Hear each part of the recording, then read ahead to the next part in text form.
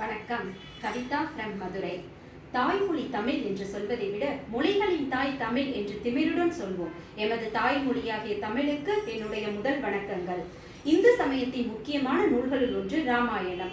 கோசல நாட்டின் தலைநகரான அயோத்தியை சேர்ந்த ரகுவம்ச இளவரசரான ராமர் மற்றும் அவரது மனைவி சீதை ஆகியோரின் கதையை வாழ்க்கையை விவரிக்கும் இந்த இதிகாசம் உறவுகளுக்கு இடையேயான கருத்துக்களை எடுத்து காட்டுகின்றது. இத்தகைய ராமாயணத்தை பற்றி பேச வாய்ப்பு கொடுத்தவர்களுக்கும் நடுவர்களுக்கும் மற்றும் உறவினர்கள் அனைவருக்கும் எனது அன்பான வணக்கங்கள்.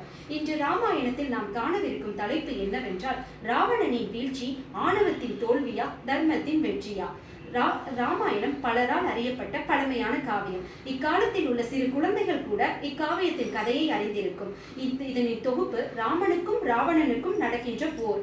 எதனால் இப்போர் ஏற்படுகிறது என்பதும் பலரால் அறியப்பட்டவை. ராவணன் சீதையை கடத்தி சென்றதால் தான் இந்த போர் ஏற்படுகிறது. ராவணனின் தங்கை செய்த சபதத்தால் ராவணன் சீதையை பழிவாங்கும் எண்ணம் கொண்டு ராவணன் சீதையை கடத்தினார் என்று காப்பியத்தில் சொல்லப்படுகிறது. ஆனாலும் லக்ஷ்மணன் சூர்பனகையின் மூக்கு மற்றும் காதுகளை வெட்டியதன் காரணமாகத்தான் ராவணன் சீதையை கடத்தினார் என்றும் கூறப்படுகிறது. ராவணன் சீதையை கடத்தி கொண்டு சென்று அசோகவனத்தில் வைக்கிறார். சீதையை தேடி வந்த அனுமன் அசோகவனத்தில் அவரை கண்டதும் பெரும் துயருற்றார். ராவணனை எச்சரிக்கவும் செய்தார். அதனால் கோபமுற்ற ராவணனோ அனுமனின் வாளில் தீ மூட்ட ஆணையிட்டார். வாளில் பற்றி எரிந்த நெருப்பை வைத்து அசோகவனத்தை மட்டும் எடுத்து லங்காபுரி முழுவதையும் தீக்கிரையாக்கினார் அனுமன். அதில் ராவணனின் அரண்மனையும் எரிந்துவிட்டது. என்ன செய்வதென்று தெரியாத நிலையில் ராவணனும் அவரை சார்ந்தவர்களும் வேறொரு இடத்தில் தங்கினர். இந்த சமயத்தில் லங்காபுரியை மீண்டும் புதுப்பிக்கும் பொருட்டு தேவதச்சன் அனுமானித்தார். இலங்கை மீண்டும் புதுப்பிக்கப்பட்டது. இதையடுத்து ராமனின் பக்கம் இருக்கின்ற குரங்கு ஒன்று இலங்கையை எரிந்து விட்டதே, இதனால்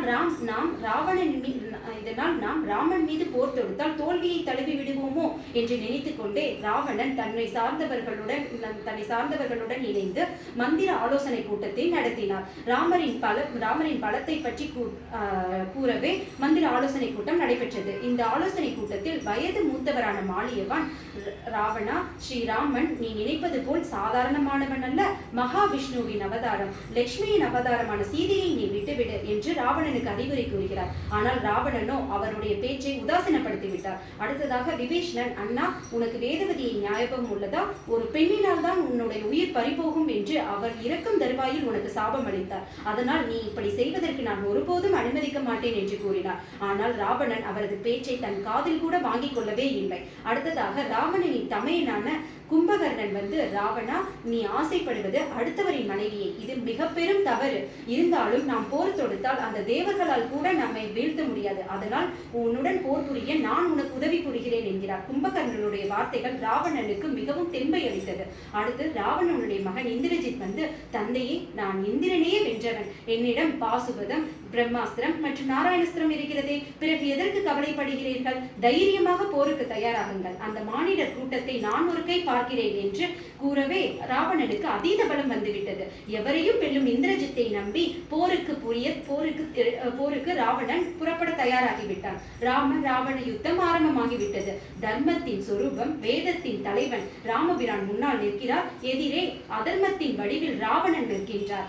ராமன் யார்? செடியாய வல்வினைகள் தீர்க்கும் திருமாலே, நெடியவனே, வேங்கடவா, அன்பின் திரு உருவம், கருணை கடல், யுதக்ரோதகன், செந்தாமரை முகமுடையோன், அதாவது கோபத்தை அடக்கி ஆள்பவன், எந்த நிலையிலும் தன் நிலை மாற்றிக்கொள்ளாமல் தன் வாழ்க்கையே மற்றவர்களுக்கு பாடமாகும்படி வாழ்ந்து காட்டியவன் அந்த உத்தமன் ஸ்ரீராமர். அப்படிப்பட்ட ராமர் மீது ராவணன் தன்னுடைய அம்புகளை எய்துகின்றார். ராமனும் சளைக்காமல் எதிரி தளர்ச்சி ஆகும் வரை தன்னுடைய பானங்களை செலுத்துகிறார். ஒரு கட்டத்தில் ராவணன் மூர்ச்சித்து தேரில் இருந்து விழுந்துவிட ராமனின் தேரோட்டி மாதலி சொல்கிறார், ஐயனே உணர்வு வந்துவிட்டால் இவனை ஒன்றும் செய்ய முடியாது, அதனால் இந்த காலகட்டத்திலே அவனை அழித்து விடுங்கள் என்கிறார். ஆனால் அதற்கு ராமன், இது நீதி அல்ல, ராவணா இன்று போய் போருக்கு நாளை வா, அதுவும் நாளை திருந்தி வா என்கிறார். அதனை பார்த்த ராவணன், தன்னுடன் எதிரில் நிற்பது நாராயணன், அவர் கையால் நன் உயிர் நீங்கும் பொருட்டு நமக்கு மோட்சம் கிடைக்கும் என்று எண்ணிக்கொண்டே அடுத்த நாளும் போருக்கு வருகிறார். ராமனுடன் போர் தொடுக்கிறார். இறுதியில் ராமன் தன்னுடைய பிரம்மாஸ்திரத்தை ராவணனின் மார்பில் எய்துவிட்டு செலுத்திவிட நிலை குளிர்ந்து கீழே விழுகிறார். ராவணவதம் இறுதியாக முடிவடைந்தது. இப்படி தோல் வலிமை படைத்தவனும் சிவபெருமானின் வரத்தை பெற்றிருந்தாலும் கூட அவரிடம் இருந்த ஆணவம் அவரை போரில் தோல்வியடைய செய்தது. அவனுடைய அருமை தம்பிகளையும் ஆசை மகன்களையும் இழந்து விட்டார். ஏன் நாட்டையும் வீட்டையும் இழந்ததோடு தன்னுடைய வாழ்நாட்களையும் இழந்து விட்டான் அந்த மாவீரன். அதர்மத்திற்கு எதிராக செயல்படும் ஒருவர் பல திறமைசாலிகளையும் தன்னுடன் வைத்திருந்தாலும் கூட இறுதியில் அவர் தோல்வியையே தழுவி விடுவார். ராவணன் மாரீசனிடம் ராவணன் ஆணவம் வென்றது, விபீஷ்ணனிடம் ராவணன் ஆணவம் வென்றது, கும்பகர்ணனிடம் ராவணன் ஆணவம் வென்றது.